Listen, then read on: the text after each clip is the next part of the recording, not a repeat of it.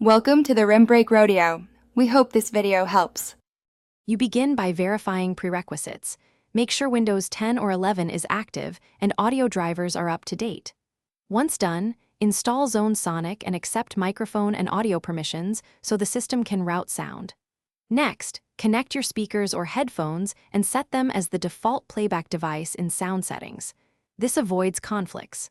After that, launch Zone Sonic and sign in if required. You're ready to start configuring profiles and immediate audio processing. You now configure profiles.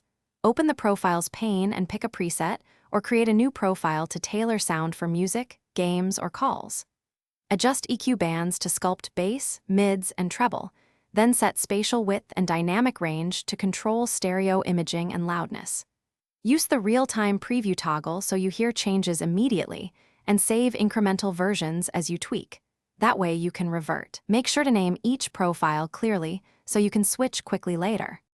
You finish by assigning the chosen profile to specific apps or set it as the global output so audio matches context automatically.